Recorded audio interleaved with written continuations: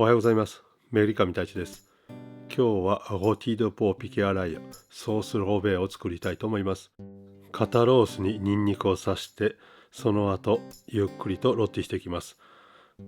ロティしたココット鍋でそのままソースを作っていきます。それではロティドポーピケアライヤ一緒に作っていきましょう。それでは肩ロースの方を下処理していきます。余分な油と肉をそぎ落として同じ太さになるように整えていきます。この部位ですけども、首に近いところで肩がついている裏にあるロースの部分です。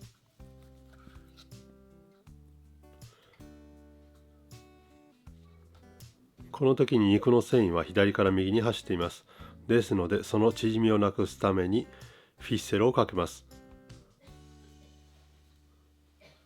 やはりフィッセルをかけることによって肉の縮みがないのと形が均等になるので、ローストするときには必ずフィッセルをかけてください。今この状態で肉の繊維は上から下に走っています。ですので、タコ糸をこのような方向でかけていきます。このタコ糸をかけるときですけども、なるべく見た感じ肉の太い方からかけ出していってください。また詳しいフィッセルの書き方は他に動画がありますので、そちらを参考にしてください。このように右手で輪っかを作って2回回して、その後肉にかけていきます。そして片方の端を左右に引っ張ると勝手に締まっていきます。これを繰り返していきます。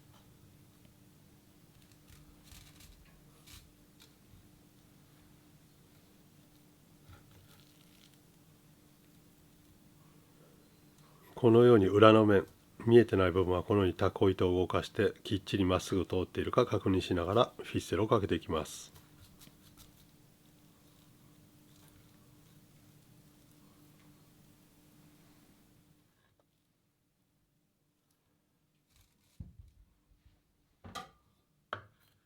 最後までいったらひっくり返します。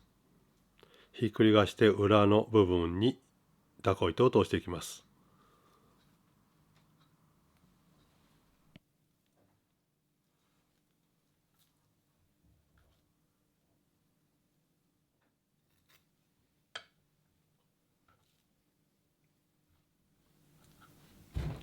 先ほど成形した時に出た肉の端の部分も使います。キューブに切って一緒にロティにして最後ソースを作っていきます。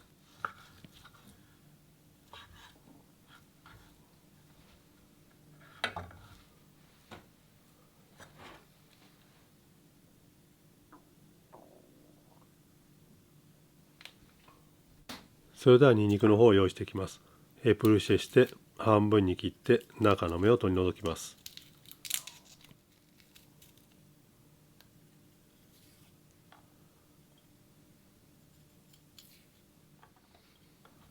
この後半分のニンニクを4カットぐらいにしていきます。この時あまり大きくない方がいいです。肉に刺してしまいますので、大きすぎるとニンニクにも火が入りません。ですのである程度小さめにして、今から先ほどフィッセルかけた肉に刺していきます。このようにまばらに包丁で刺して、そのままニンニクを刺していきます。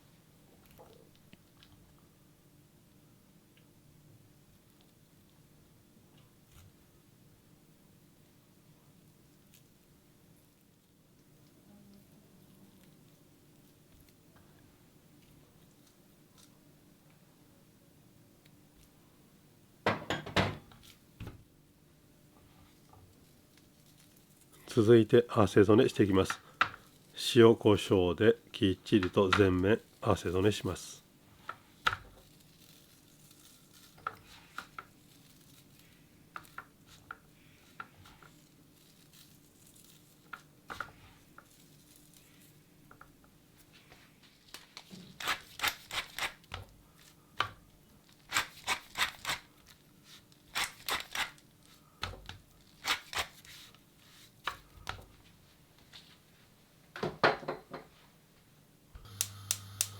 今回はココット鍋を使ってロティしていきます。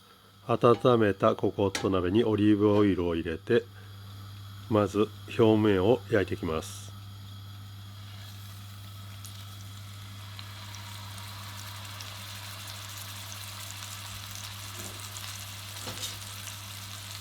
このココット鍋でロティする時の利点ですけども、鍋自体が分厚いので肉を置いた時に温度が下がりにくいです。ですのでこのようにココット鍋を使いながらロティしていきます。もちろんフライパンでも構わないですけども、個人的にはココット鍋を使う方が好きです。この段階でまだ先ほどキューブに切った肉は入れません。最初から入れてしまうと先に焦げてしまいますので、頃合いを見計らって入れます。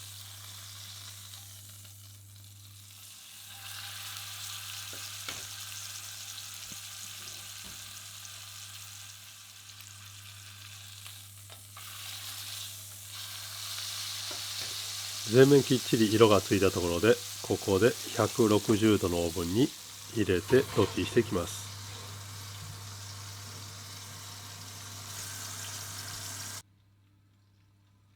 10分経ちました。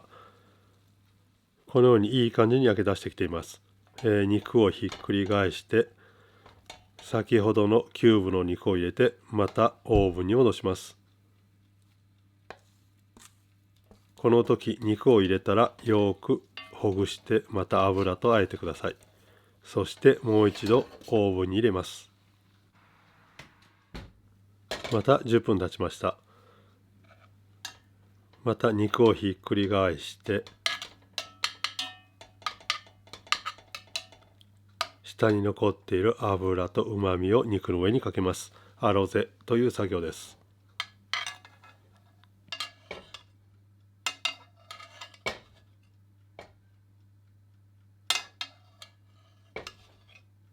この油の中に残っている汁をもう一度肉にかけて美味しさをより添加していきます。そしてまたオーブンに入れます。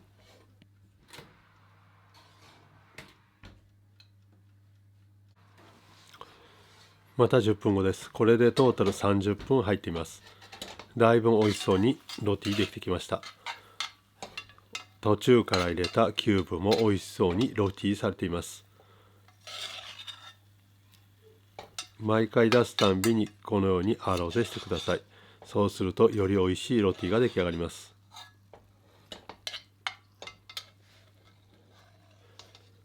アロゼするときにこのようにスプーンの底にある銃をですね、一緒に肉の上にかけてやることによってより美味しいロティが出来上がります。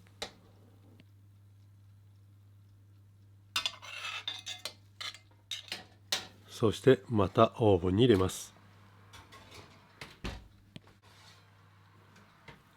10分経ちました。これでトータル40分オーブンに入っていたことになります。今回は40分で火が入りましたけども、肉の大きさ、オーブンによってはだいぶ変わると思います。それを確かめるにはこのように金串を刺して10秒ほど待って、真ん中の部分、中心の部分を下唇の下に当てて温度を確認します。そういうやり方もありますし、もちろん温度計を指しても構わないと思います。基本的に豚はセニャンなどで食べることはありません。ビアンキーなので、温度的には58度か60度手前で出してゆっくり休ませればちょうどいい感じに仕上がると思います。それではプラック、バットの上に網を引いた上に肉を置いてロポゼ休ませます。この時アルミホイルをかぶせて暖かいところに置いておきます。だいたいロティした時間だけゆっくり休ますと美味しくジューシーに仕上がります。その間にソースの方を仕上げていきたいと思います。まず余分な油は取り除きます。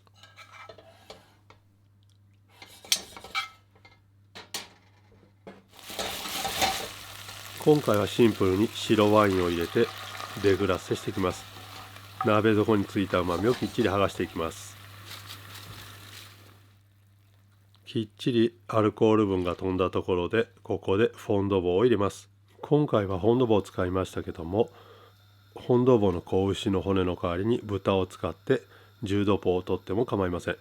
またその取り方は他に動画がありますので、そちらを参考にしてください。ある程度煮詰まったところで先ほど置いておいた油を入れてソースに濃度をつけていきます。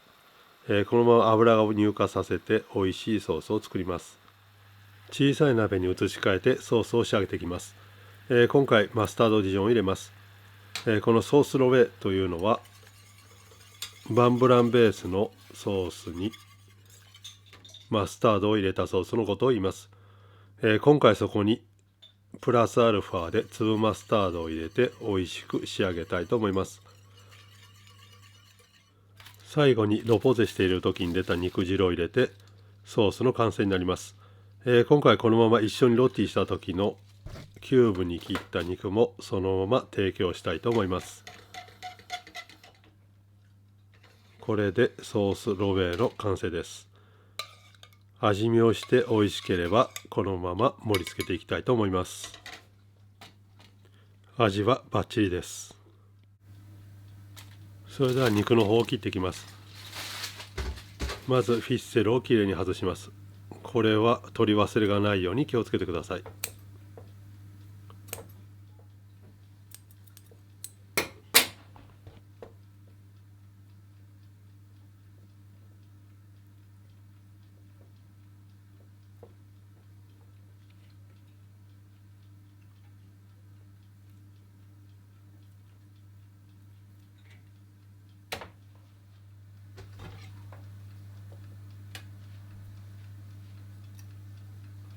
それではよく切れる包丁を使って切っていきます。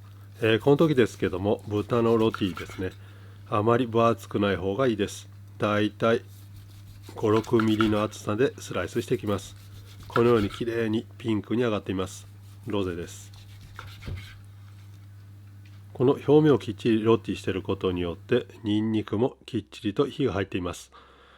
これを全体10すくい低温調理にするとニンニクに火が入ってませんのでニンニクの臭さが残ります。ですのできっちりロティしてください。今回のワルンチュールはナスのグラタンになります。またこの詳しい作り方は動画を上げますのでそちらを参考にしてください。このようにスプーンできれいにすくい取って温かいお皿に盛り付けていきます。次に肉を乗せて最後にソースの上をかけて完成になります。このように肉の球質があるときは肉全体にソースをかけずに球質が見えるようにしてください。最後フレードセルをかけてロティドポピケアライユの完成です。この料理手軽にできると思いますのでぜひ挑戦してみてください。それではお疲れ様でした。ボナペティ。